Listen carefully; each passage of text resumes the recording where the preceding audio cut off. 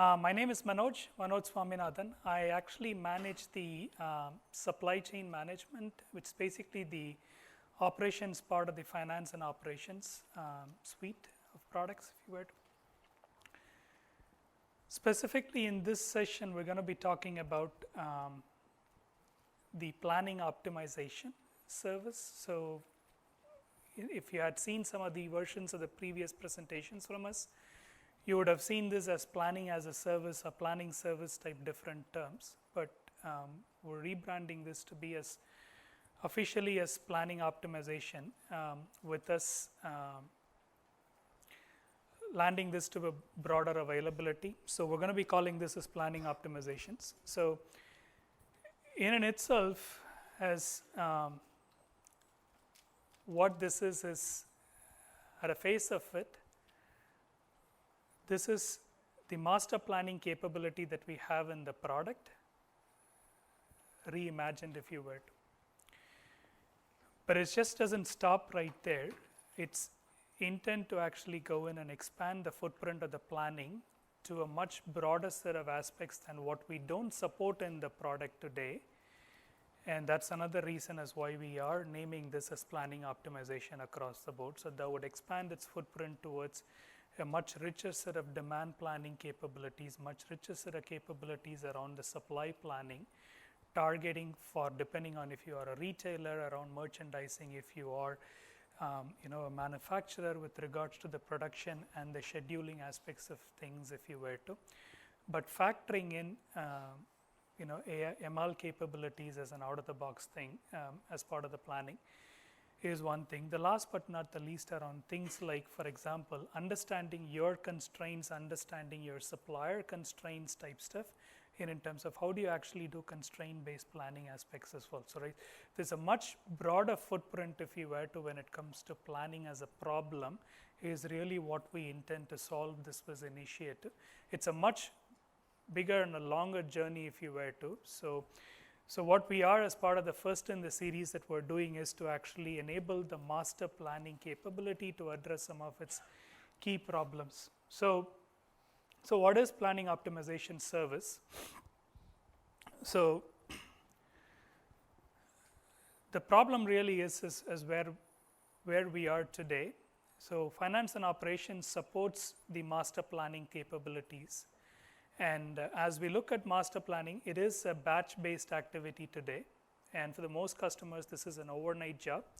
We have customers who run this once every week. We have customers who run this once every month. And it is one of the most complex data-intensive operation today, in a way as how it is. In a nutshell, what it does today is it basically looks at the supply and the demand, which is basically your orders, and looks at what do you have, what's in hand, and then suggests in terms of, hey, you need to buy more in these from these suppliers, or you need to move the goods from this place to this place in the form of transfers, or you need to go in and produce if you are a manufacturer. I've said this in a very, very simplistic terms, but that's what this does today, and which is what I call as the supply planning aspects of it. In a way, as how we have imagined the planning optimization services, we are creating this as a net new service. It is a microservice in and itself. It's a multi-tenant microservice that wouldn't have SQL-based operations if you had. It operates completely in memory. So as a result, and it also runs alongside with finance and operations, so it doesn't use any resources from within the finance and operations for it to be able to do the planning activity. So that as a result, what we have been able to accomplish is something that used to be a batch-based activity that used to take hours and hours or days, if you were to, in some customer scenario. We are able to do this in the order of few minutes. So that's a big win from that perspective, but it doesn't stop right there. That's where all of the other things, like, now that we are able to enable this from a real-time planning perspective, we're looking to actually expand the footprint in terms of. So our first hop in terms of what we would do is to complete master planning capability as what we support out of the box in its entirety to be done using planning optimization. So we support distributions, we support retail, we support manufacturing today. And what we have enabled through the launch is that we had enabled it only for distribution requirements and the retail. That basically means purchase orders and transfer orders only. No production orders yet, right? Then with the manufacturing capability, we would actually support the production order scenarios as well. So what got launched in April was around the distributions and the retail. And what we will launch as part of the October is that would include the manufacturing as well. It's in progress, that's why you see this highlighted in a different color. But that brings us parity towards the master planning capability that what we have in the product. But we're not going to stop right there. We're going to extend this planning service to be the hub for everything that what we need to go do with regards to planning. That means this would not only work with finance and operations, this should be something that it should work with any system that requires planning capability, as long as it's able to feed in the supply and demand signal with a set of rules. It should be able to actually go in and do the plan for you, as well as this would have the necessary set of intelligence capabilities as well as out of the box. So you could do what if type scenarios because of how real time this is. And this would also give you capabilities like, for example, infusing external signals, like things like how a weather could impact yours, or how your financial factors could impact your planning if you were to, right? So those aspects are something that you would be able to see as well. First in the series of that is what you would be able to see with the October, and then we would continue to actually support and supply more enriched set of models out of the box that will give you a lot more capabilities if you were to. So October is the beginning, but our scope with what we are trying to do with the October is to bring parity to the master planning. So why are we striving so hard to bring parity to the master planning is because we want to be able to define an obsolescence strategy for the current master planning. So we don't want to keep the current master planning as it's running as a batch process with all of those issues and stuff that what you guys are doing, as well as it consuming the F&O resources for it to run that prevents you from using planning in your typical day in life if you were to, right? So that's what we want to fix as our high priority one. Then we'll go in and address some of the other aspects as well if you were to. So October is basically when we would start defining the obsolescence story for the current master planning capability. So why is it important to know about this is, and why I'm informing this is, and we'll actually have more blogs as well as more announcements around these, specifically as partner solutions or as customers extending master planning directly today.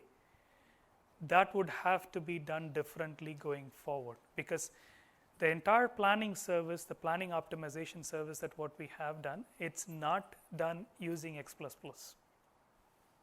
It's actually done as a .NET with a proper Azure-based microservice if you were to, running fully in memory, and it persists only on failure and in certain scenarios to blobs if you were to, but bar that there is no storage outside of in-memory operations in its entirety. So the way as how you would extend it would be very different from what you would be or what you would have been doing from an extension standpoint, and that is why it's important, and we'll start publishing those starting from October as well.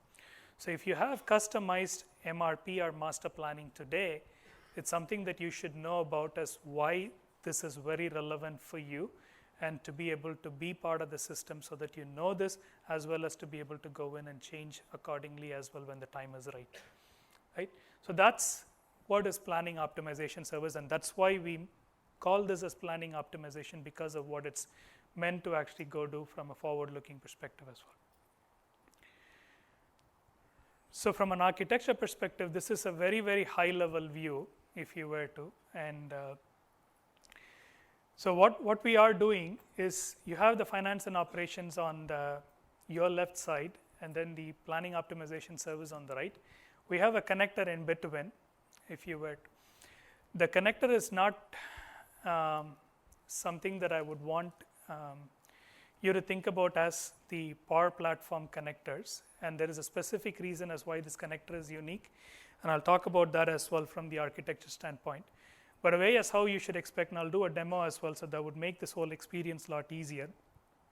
But in a way, as how this would be is, so we're actually having a way for users to be able to submit planning right from finance and operations, which triggers for us to be able to take, based on the information in the system, to be able to take that and then send that to the planning optimization engine. It does everything that what it needs to do in memory, sends the signal back to say, hey, I'm done with what I need to go do, which is also reflects on it writing back those planned information for the F&O persona to be able to see the planned orders or whatever that it has generated, which is today it's only planned purchase orders and planned transfer orders. And then you can basically look at that, all good, you can firm and then move on. If it's not good, you can repeat the process by changing the configuration or changing the other aspects of it if you were to. But in a way, as how we are doing this, right? So the onward, which is basically the F&O to the planning optimization, the middle piece is the important piece that which we have actually done this as data contracts. And this is very, very relevant. And if you see the ones that which I have highlighted, right? So this is actually written in a way as more generic if you were to, so that we can actually look at it as an abstracted demand, which could be your orders in the system or orders in the pipeline or orders that you are forecasting, right? So that's your demand if you were to. The supply, which is your inventory at hand, things that you've already scheduled to produce if you are a manufacturer, or things that are in transit if you are buying and if you are a buy and resell type model. All of those are factored in from a supply perspective, and we take the configurations and then we feed that information to the optimization service. Today in the planning terms, you should be familiar with regeneration as well as incremental runs, right? So what it's doing today is full runs always. What it's doing today is full run always. That basically means it extracts the data and then sends them. As you may have guessed, or if you haven't, as you can imagine, the time that where we are spending a lot is in terms of getting the data out of F&O and then to send that to the planning optimization service. Once the data is in, we're actually doing the whole processing in the order of few seconds, and then the write back actually takes additional amount of time. And we're optimizing that aspect as well, so that's why it's very important. And the connector is the one that where we are doing all of those optimizations so that it is very proprietary in its sense, so that we could actually give you the best efficiencies you could possibly think. The same holds good for the return handling as well, because of the write back of the planned orders along with the signal to say I'm done. So that aspect of it is also made generic if you were to. So why is this relevant? Is because there were some who attended my previous session asked the questions about the on-prem aspects and things in terms of how this would be supported. So this is very relevant from that perspective, because we intend to actually standardize on those contracts as APIs that we intend to expose as well. I'll talk about that towards the roadmap.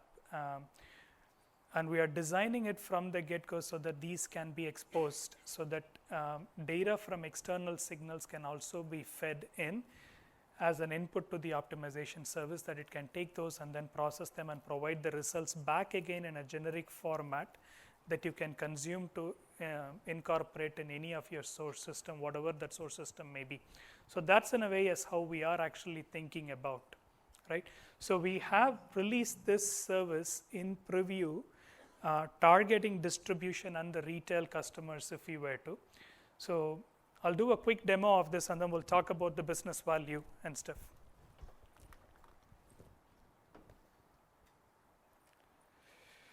So all systems went for sleep, so bear with me for a second while I wake all of them up. All right, good. You guys can see the system okay? Good. So I will start with how we have actually enabled this from the planning standpoint. So we have now added a new option or a new form if you were to. It's basically called master planning service integration. The preview word will go away once we have actually taken out the preview.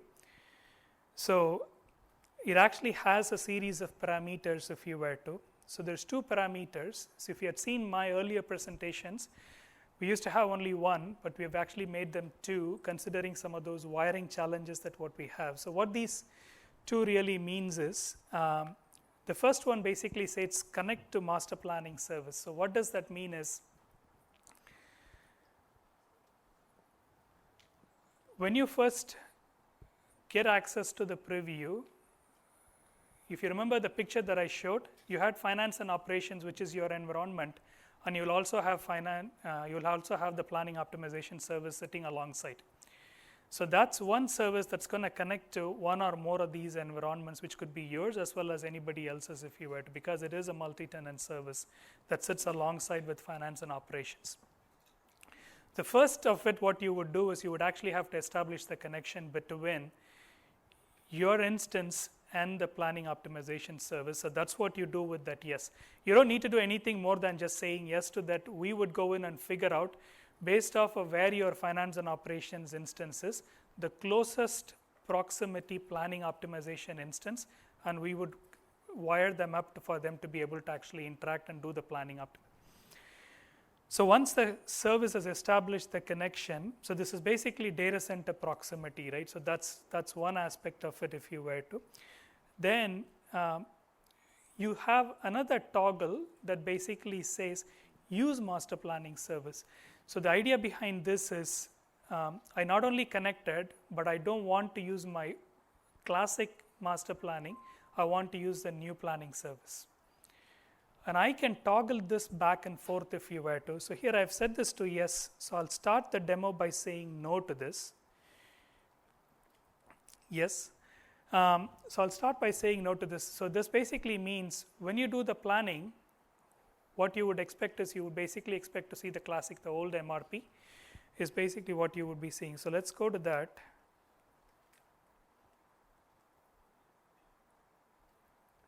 This is a screen that should be familiar to you. So this is the old planning if you were to, in terms of, and you can run and you can operate with the classic and the new planning modes interchangeably, and they wouldn't have any impact on your system. And that is so fundamental because we are operating it in the phase of transition until we fully bring parity. We will let you go in and do this.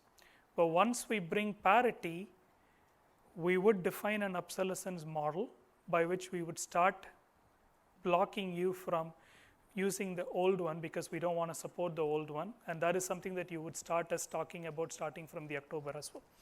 So now let's go back.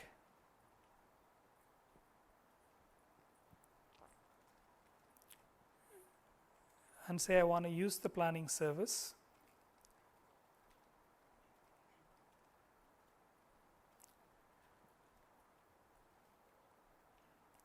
So this is the new planning experience if you were to, right? There are a few options that what we have actually added since if you had seen some of my demos in the past, we've added a few more set of things and we'll go through those as part of this demo in itself, right? So at a very, very high level, you would be able to pick the plan and you can hit OK. And that's all that is needed. And you would be able to actually go in and run this. But before I go in and run one of these, I wanted to actually take you to the different screens if you were to from a setup perspective. So everything that what you have seen so far is all the setup involved. There isn't anything else new that has been added. So sounds fishy, right? So it's not really, that's what it is. I want you to believe me, right? So the next part to this is, everything else that what you have done in your system with regards to the MRP setup as you are using it today, along with your extensions, they stay as is. So the new engine will actually use those existing setup to be able to go do this. So what do I mean by this is, so if you go to the, so this is something, so everything that I'm showing is standard FNO capability, nothing new that we have done with regards to the planning optimizations if you were to. So I have a product here that I've defined for the demo. So all of this should be familiar to you. So I have this set up to order and receive from vendor 1001, that's the Acme Office Supplies if you were to. And if you look at the default order settings, in terms of, I have a default site setup that has been done with a lead time of 20 days, and I have site 1 that's actually set up with a purchase lead time of 10 days. And if you go look at the item coverage aspects of things, so I have the definitions for each of those sites along with the respective warehouses as how I've actually defined. I've done it in such a way so that I could show you one warehouse in the context of its needs being satisfied using a purchase orders. That basically means that it's going to go to buy and sell model, and then the other one is more or less like a transfer scenario if you were to. So the warehouse 13 is going to get served by warehouse 11 if you were to, in a way as how I have set it up. Both warehouse 11 and 21 is set up to go in and do purchase order based scenarios. So basically they would go in and buy on the demand needs if you were to. So that's the way as how I had set it up. So nothing new. So all your existing setup should work fine as is. So let's go back to the master planning. And now that I've enabled this to use the planning optimization service, I can basically go in and run this. And in the traditional world, this is where I would start doing my dance, right? Because this would submit a bad job, and then I would go to the batch history, and then I would start looking at, keep refreshing to actually see when the batch job would end. Sometimes 5 minutes, sometimes 5 hours, depending on what day it is. So it's done, right? So what I was going to talk about was that it actually does the extraction of the data from finance and operations, sends all of those stuff that what you saw in the slides that I talked about, what data it takes as an input, sends that to the planning optimization service, which does its work and then sends the planned information back into finance and operations as its whole thing, right? We'll talk about you running this for a specific item if you were to, and things like that in a bit. But it just took the whole thing as what you have in the system for that, and then it sent that, and then it got the result back. I am actually doing this with a demo data set, which takes about 5 minutes on a good day if you were to on an instance like what I am running. It's doing this in the order of 5 to 25 seconds depending on what it's doing with regards to or what other activities it's happening if you were to. But we've also tested this with few set of customers, and I'll talk about those use cases as well. So we've been able to actually see this with regards to customers who used to run this for 4 to 6 hours type runs in terms of what they have been doing. We are able to actually do this in the order of 2 to 3 minutes. So that's the efficiencies in terms of what we are able to actually enable, and it's something that they're able to repeat as many times as they would want without impacting the business if you were to. So this is, if you had noticed the slides, I talked about a signal in terms of, so that's the signal that what you would actually get as operation completed. And at this point in time, you can actually go in and take a look at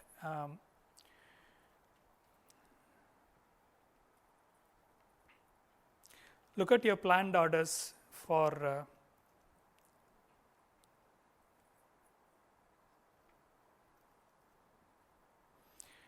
so this is what I was actually referring to if you were to in the context of the systems actually being able to do, and you saw all those results for this particular run. And the intent with regards to this again is to show you that it can actually, it does what I mentioned as it does a full regeneration as it stands today.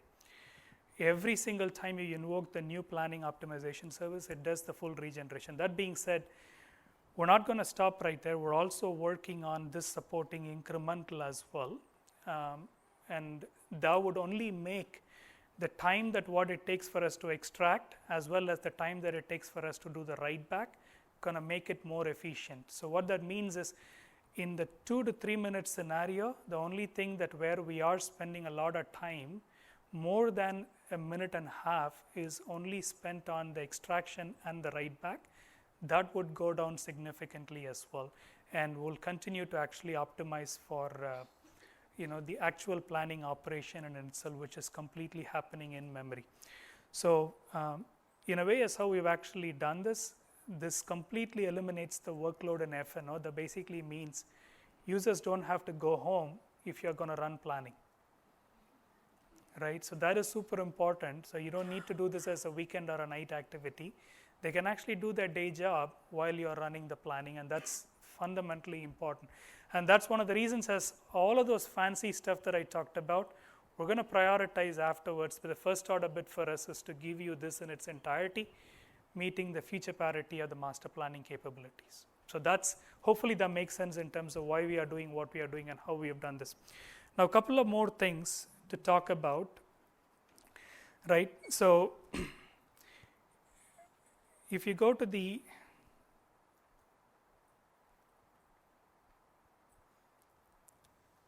So this is a screen that should be familiar to all of you as well. So this is where you define your plans and all the setup that is associated with this if you were to.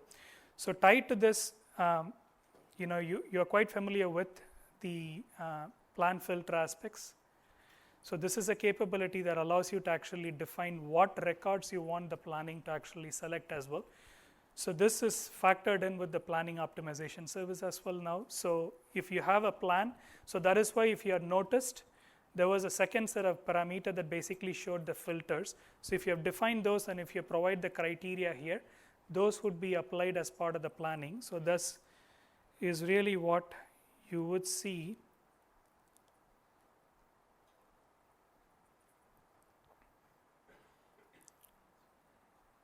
So that's basically what you would see in terms of what it is. And you can actually add more criteria, but there's nothing fancy about it.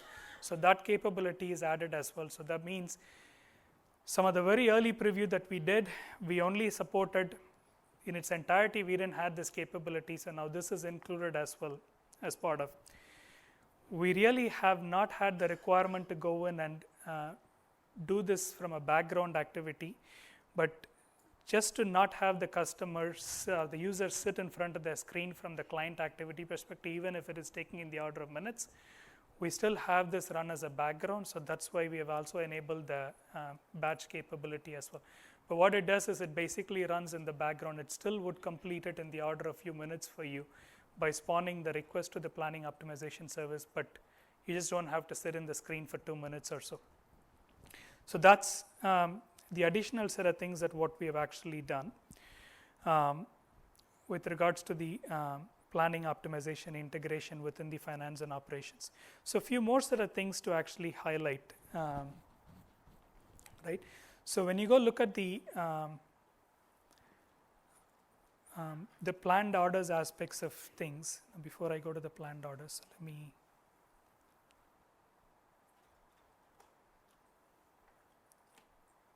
go back to master plans. So tied to every plan, we actually have the history capabilities if you were to. So that's, so tied to every run, we have actually enabled the cancel capability. So not something that I'm going to demo right now specifically because of the demo data as how quickly it gets finished. What it basically means is you can always come back to the history tab, and if there is an instance of the plan that's actually running, this would actually allow you to be able to look at the ones that are in progress, and you can actually cancel that if for any reason you need to actually cancel at that point in time. And this does the signal back to the optimization service to stop the work and gets the acknowledgement back and then updates the state to say that this is cancelled as well. So that's a capability that we have included as part of this. The other thing that I wanted to show you,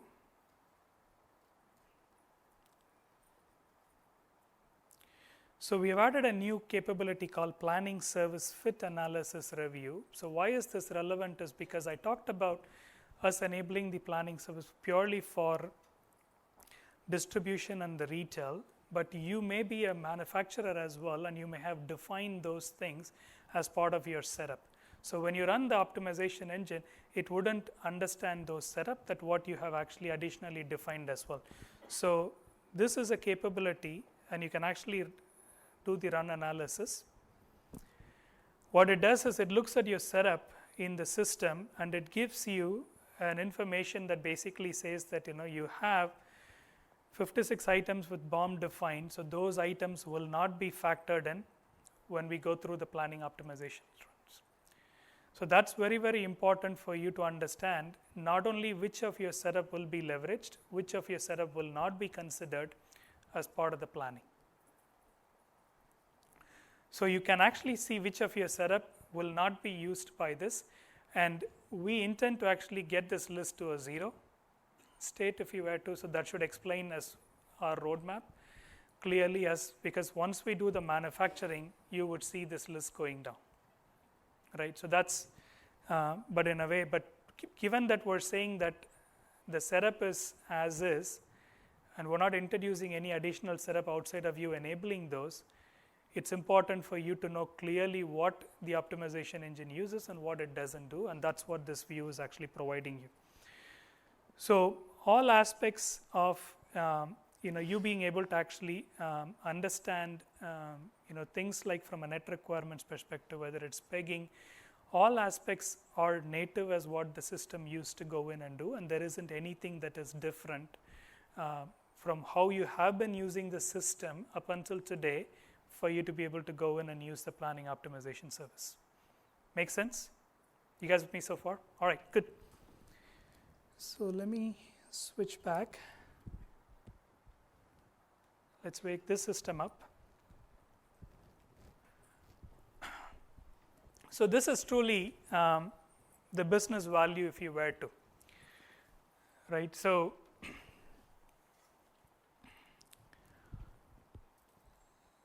we're actually providing near real-time planning. So what you see on the top is basically as what the current experience is with regards to this, right? So you make sure that your workers go home, nobody's in the office when you start the planning, and then you run the planning, come back the next day and look at the results. It works about 95+% if you were to on a good day, right? The issues with this is if there's any things that what you missed as part of your run setup, you have to really wait for the next day, or you have to impact the work that is happening on the daytime.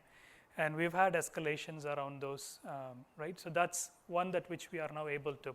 The bottom picture basically showing you what the new experience really is. And you can actually repeat this as many times as you would want. That's really the value proposition. And we have actually had few customers already using this from their system standpoint if you were to. So these are some of the benefits from, right? So being able to actually get this running on a continuous basis is in itself is a big win. And that it being able to actually provide real-time view is a phenomenal one.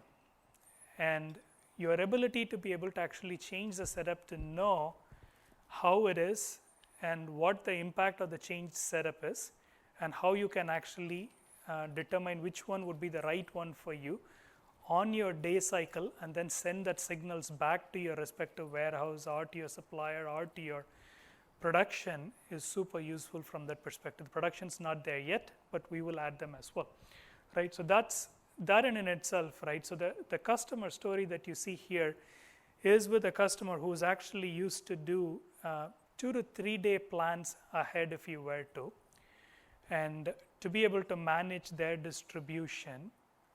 And because of the 2 to 3 day lead time plan that they have to go to, they would stock significantly a large based off of what used to sell out of their store.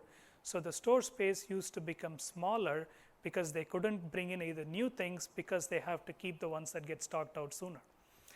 So with something like this, they're able to actually go in and plan much faster, and to know what could be something that they need to be and what is missing in a particular location. So they're able to actually plan better, and they're able to actually plan aggressively as well. So they're able to now use the retail space in a much, much optimum way. And they have been able to bring down from what used to be from 2 to 3 days to a day and less than a day now, and that's something that they're further optimizing, not because of planning, but because of the other operations that they have to optimize as well within their organization. So that's truly sincerely the business value in terms of what we enable through the planning optimization engine. So from a forward-looking perspective, right, so we are with the distribution and the retail planning. So that's something that we would actually make it broadly available starting from July onwards. And then from the October standpoint, as I talked about, right, so there's a series of investments in this thing. So the high order bit for us is to actually bring in the manufacturing capability.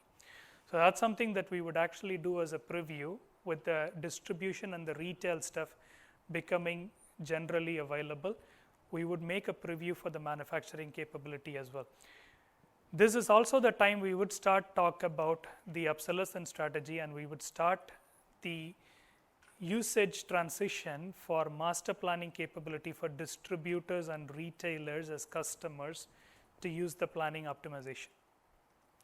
And then we'll follow on that with the manufacturing ones as well. And towards the end of the calendar year, we should be in a steady state for the manufacturing as well, and then we would focus on the additional planning optimization features. The additional planning optimization features, just to kind of give you guys a view in terms of what we are referring to is, so the first in the series is really this one. So this really answers some of the questions that we had in the previous screen. So today the planning optimization service is only made to work with finance and operations. And it is a service that we're not landing as its own thing that which you need to plan from an add-on perspective or anything of that sort. So if you have F&O, you would be able to take advantage of the planning optimization service. You don't need to buy anything special for this. That will change when we add the right site. So what does that mean is, so that's the key element in terms of the post-October-ish in terms of what you should expect around the planning optimization service. So this addresses some of the questions that the folks had about the on-prem set of capabilities, right? So you would be able to actually take the signals from any source, and the signals that what we are referring to here is the demand and the supply signal, and we would be able to do the planning for you and provide the results back. The contract stuff that I talked about is basically what you see between the API and the connectors, and those contracts will be exposed so that you can actually go and use those to provide your demand and supply signals to have the planning, provide the planned results for you if you were to. And the contract will give you both the input and the outbound format in a more standard way so that you can integrate as well. So that's what you should expect to see in this. And when we finish this picture is really when we would make the optimizations as its own product if you were to, so that people can subscribe to this and then to go in and do those sets of things. The functional component in terms of what we are investing from the planning perspective, I kind of alluded to at the beginning of this if you were to. So the things like demand planning is not included in this because what we are starting with is to support the supply planning aspects. So that is taking your demand and the supply signals, providing what you need to buy or what you need to transfer or what you need to produce. So that's what we're focusing on now. But we're going to extend that, targeting for retailers to be able to do things like merchandise planning, right? So there's more seasonality aspects, what to place, when to place, where to place it, aspects of things if you were to, right? So that's something that, so that's still factored in as part of the supply planning equation, right? Then if you take a step back and then look at a stage before is the demand aspects as well. So today we do have a demand planning system. It does support two flavors. One is it provides you with a straight line base of approximation that gives you a historical sales trend based forecast for the n periods that you say go ahead and forecast, right? As well as we provide a very primitive ML model or an integration with the Azure ML model if you were to. And we have clearly called out that it doesn't work for the retail, so retailers are going to be bummed about that, right? So that's what we have around the planning that we're going to go and look at enhancing. So what we would provide as part of the investment is to have ML model out of the box that supports the demand planning in its entirety along with the external signals. And that was what I talked about in terms of taking in weather as a signal or taking in financial factors as a signal. And we're working with a set of providers who can enrich the model with that kind of a data, if you were to. Because in this whole ecosystem, data is the key, and the much better data set that you are operating with, we can do a lot more in this thing. And we don't own all of that data, right? So finance and operations don't have weather data, if you were to, the market data, if you were to, the specific type of item that you're dealing with, what's the situation in the market about that as what it is, right? Those signals are not there today in finance and operations. So we're going to leverage our market intelligence. We're going to leverage some of the external signals in this for us to be able to infuse to say what it is. So that's fundamentally is something that what we are investing, and you would see us provide more set of capabilities around those. So there's net new investments in the planning space that you would see us go do, and those will all be in the context of us providing ML models that brings you a lot more intelligence with the data than what it provides as a very crude and a simpler approximation with the models that what we support today. So those capabilities plus an ability for you to be able to bring in any signal is really as where we are targeting with the planning optimization service, if we were to. So hopefully that makes sense, right? So that is what I had. I was expecting yours to be the first. How are you? I'm good, how are you? Very good, thanks. I have 3 questions. First question, is there a licensing impact to this? No, which is what we just spoke. So if you have F&O, you basically will have planning optimization included. When we land the full cycle as what I showed in the last slide, that's truly when we would look at enabling this as a standalone component as well, and at that point in time. So it's designed with everything for it to be able to operate as a standalone, but we're not making them a standalone component today as where it stands, but that's what our goal is as we go through. Second question, in the short term, until you support production scenarios, could I run both versions where I'm filtering my plan for my production items, firming those orders the good old-fashioned way, and then allowing the service to pick it up and get my planned purchases and transfers, or would it not be capable of that? Oh, it's a very good question. So the question for the broader audience, right? So I think, so in the interim till we do the full parity with the current master planning capabilities, so if I do need production as well as the current distribution aspects of it, can I run side by side, and would it have no impact in terms of what it is? The short answer to this is absolutely yes, in terms of, and that's one of the reasons as why we have enabled the toggle, not just for you to be able to go back and forth, but also for you to be able to run those mixed scenarios as well, for you to be able to go in and do. So the other thing that we're looking at it is, so one of the reasons as why we are doing manufacturing as a preview for the October is because the production and the scheduling are 2 different sets of things today, and the scheduler today uses a solver-based thing that what we support again out of the box. That integration is something that we expect it to take a little longer. So all of those pipelines is what we support in the product today. When we enable each of those hops, they would seamlessly work with the legacy components without fail. And then once we transition that into the new optimization service, we will obsolete those in terms of, so that's, till we shift that completely, you would be able to switch back and forth. So that's something that you should expect. So you might have kind of answered the third question, which was when we do bring production in, the kind of scheduling, optimization, and sequencing, and Yes. there's a lot of gaps with a lot of manufacturers right now. Can we expect that new functionality will come with production sequencing? The short answer to that is no on the enhancements on day one. So the question again for the broader audience is, so when I do bring in the manufacturing, there are questions about, there are issues today with regards to scheduling based on the resource availability and stuff. there's been an ask. So first our focus is to bring parity. But when we do bring parity, we're looking at optimizing the scheduling engines as well to make it perform the same way as what you are seeing, so that it would be a lot more efficient than what you are seeing as those. But our goal is to bring parity first, and then we would focus on. But we're fully aware of those kinds of enhancement that's being asked. But you would see some of those light up, but not in its entirety that I would raise my hand and say we would be done by that time. So. Oh, you just answered my question. It was on-premise. Awesome, thank you. So just to clarify, if we're paying for the on-prem D365 license, if we turn it off and use the legacy MRP, no cost. If we turn it on because it's on-prem and it's going as an API, there's a cost. I don't know about.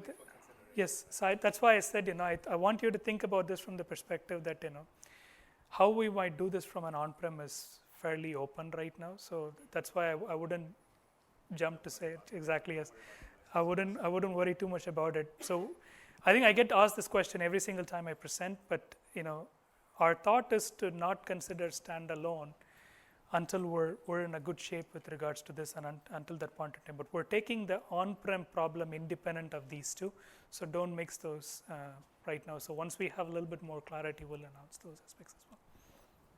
Two questions. First one is, you mentioned sort of like the order of magnitude improvement efficiency in this current portfolio, retail and distribution stuff, doing 4 hours now or 2 to 3 minutes or something like that. Yes. Have you had any testing so far in production, or are we not even anywhere near that? So Similar type of improvement that you're estimating, or with the additional complexities and scheduling or bonds or So this is the same kind of behavior that I'm expecting on the production as well if you were to. So the BOM aspects of it is really what we have actually done so far internally. So this hasn't crossed beyond our test instances if you were to from our standpoint. So we're working with few early customers as well to get access to their volume data to run those scenarios. We haven't finished those assessments yet, but what you should expect from us is that this is not going to suddenly translate it to 30 minutes and a 1 hour type equation.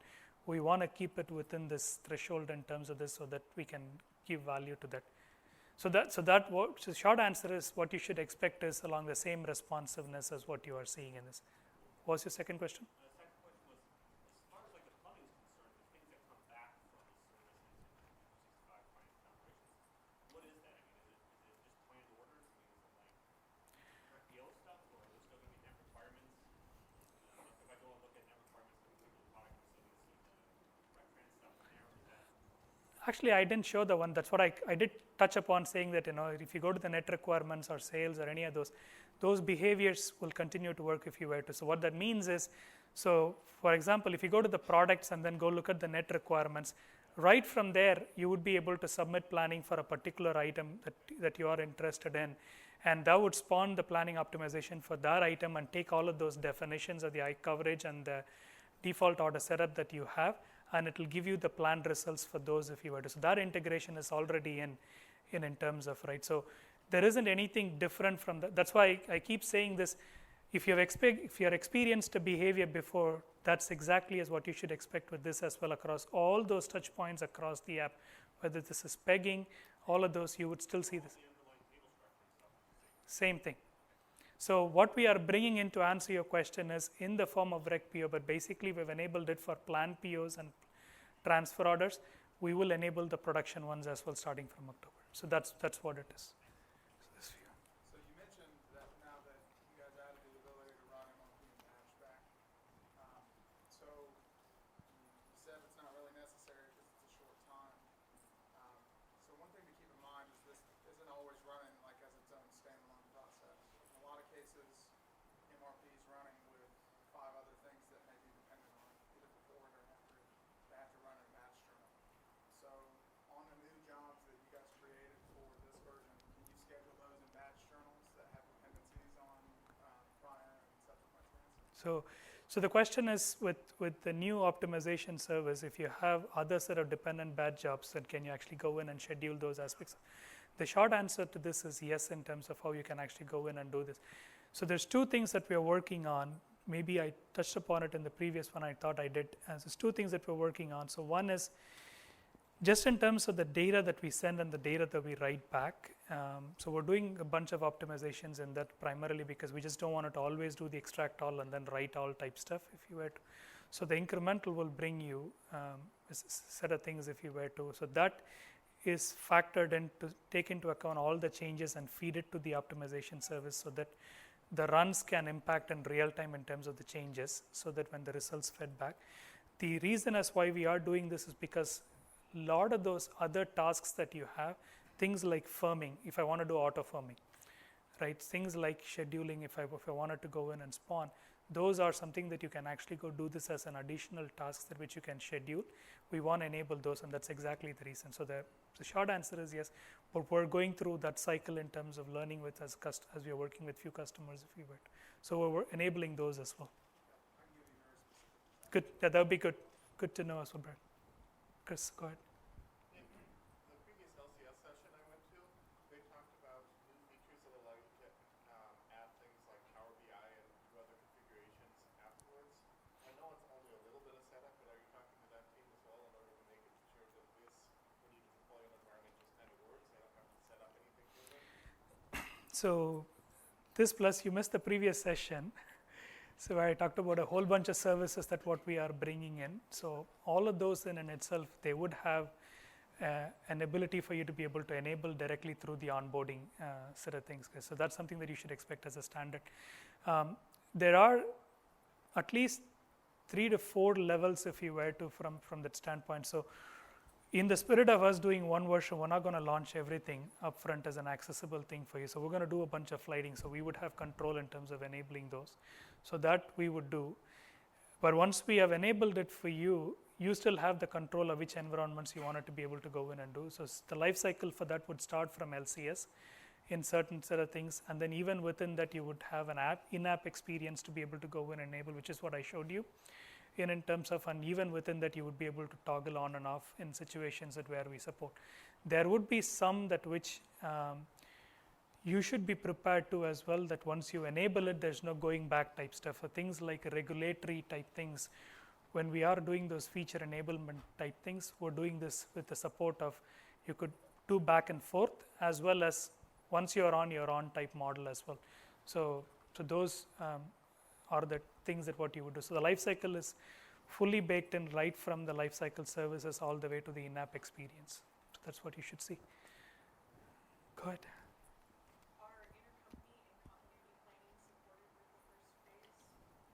The question is, are intercompany aspects supported with this? In the context of distribution and retail, yes. The productions ones is something that you will see as well, but yes. Go ahead. One more, and then I'll come to you.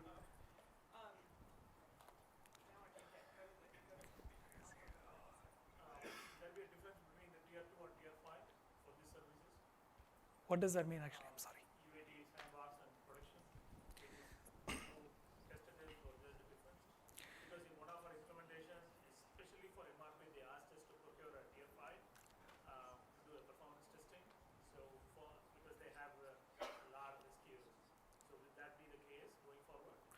So I think the short answer to this is that we have actually. So one of the reasons is what we have been doing this is because, one, from a customer standpoint, it's long running and it's inefficient or ineffective from that perspective. But for us, it's actually cost as well in terms of what it is, right? So we do have the very large set of systems in terms of what we are doing with the current planning.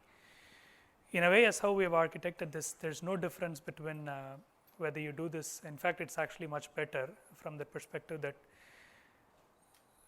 if I were to give you a COGS view of what it is, right? So something that we were able to go do this with a P15 type SQL box as the only thing, we're able to go do this with a P2 SQL, right? So that's how much of a difference in terms of what it is that we're able to go do. And the planning in itself does not have a storage in itself that it needs to go in and do, because it's all in memory, and it does the whole storage aspects only for failures and things that it needs to persist while it's doing the operations, that those are managed as blobs, which is very cheap from the perspective of what it is. So not that it impacts any of you, but it is efficiencies for us as well in the context of what it is. So from a you should no more see with this model that us requiring you to actually have something higher for your sandbox tiers if you were to just to accomplish the planning needs. Second question is, what is the idea behind supporting AX 2012? Either way it's going away. Why are you listing that? So there is I expected that question when I put them on the slide. We absolutely do. So I don't want any of you to walk away with that we're going to extend the support. That's not the point. The point is that there are some scenarios that where we are still bleeding from that standpoint in terms of those customers till that point in time for us to be able to enable, and we're looking at if this can give us a breathing room in terms of, right? So They need to pay for this service? we haven't figured those things out yet, but that's in the post-October wave for us in terms of what it is. Thanks. Brad, go ahead. So I think I know the answer to this one, but what does this mean for extensibility scenarios for MRP customers? Very good question. So what is the story around extensibility for this, right? So I talked a lot about the obsolescence, and one of the reasons is why I did mention about the obsolescence is because starting from October, if you have customized the current master planning system, you wouldn't be able to actually continue those customizations in X++ anymore. So this whole planning engine, as you would have imagined, is not something that we're able to do this in X++. So we've done this as a completely a .NET-based Azure microservice in and itself in terms of, and it would have its own extensibility patterns as what is, and you will see us providing those set of hooks starting from October as well in terms of, and we will publish guides around what it is and how you would be able to go in and do. But your X++ customizations is something that you should start putting into this model starting from then on. So it's not going to be a complete black box. You're still going to allow the customer. There will be extensions that we would allow in those. Please, yeah. Is the intention with the planner service to eventually offer other solver choices, reduce cost, and other more advanced solver choices? I see the term optimization in the name itself, so I'm assuming that's where it's So the question is it going to go in and solve a bit more set of, the true planning solution capabilities that what you have from an optimization engine standpoint? That's exactly the reason as why we have named it as a planning optimization. So to give you some of those things, right? So when we just talk about the supply planning, the merchandise planning aspects that I talked about is one example in the context of the Azure-based ML model that I talked about, the demand planning, taking into account not just the sales history aspects of things, but also to be able to understand all of those things, right? So that's another. So different plan calculation approaches that we would actually support as configurable things out of the box. Constraint-based planning is a huge set of things in the context of what we do, if we were to, which we don't do anything in the product today, and our customers have resorted to external solutions today.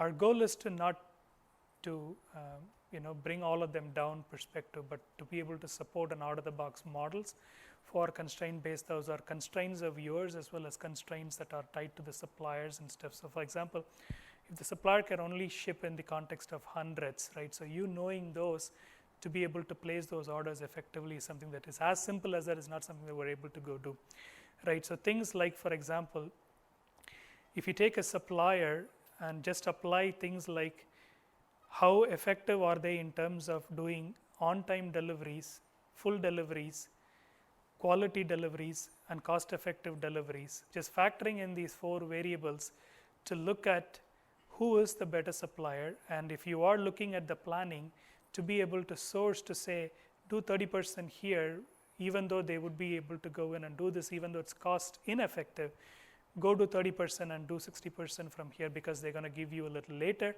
but it's still cost effective for you. So those kinds of things are not something that we're doing. Those are the types of things that you will actually see as an out-of-the-box capability. We would do one last question, please. For a customer, for a manufacturing company, which has been running FNO for over a year, and considering MRP implementation, what's your recommendation? To hold off until this comes out, or proceed, with the classic MRP?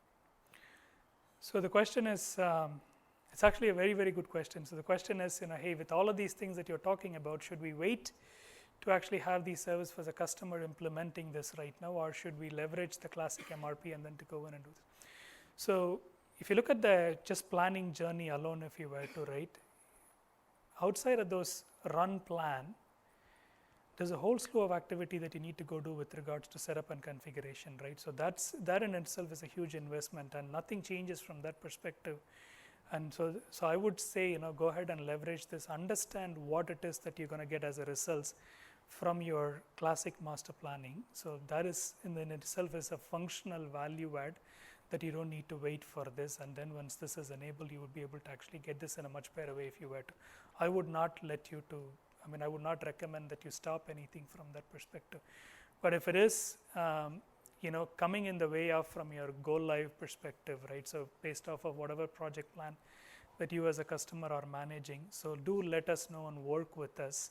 And this is another area where our fast track solution architects play a very vital role if you were to, and we would try our best to optimize those for you in the interim until this becomes available. But the high out a bit, my recommendation would be to not stop. And we have a good number of customers using this today to run their day operations is what it is, except that it is an overnight sort of thing, right? So, yep, good. So I wanted to pause for this thing. I will be able to take more questions just in the spirit of, I don't know if there are other sessions and folks waiting for this thing. I wanted to thank you once again for being with me. If you had been for the 2 sessions, thank you for 2 hours. If you attended me for the planning, thank you so much for attending the planning session. So please do give the feedback. Thank you.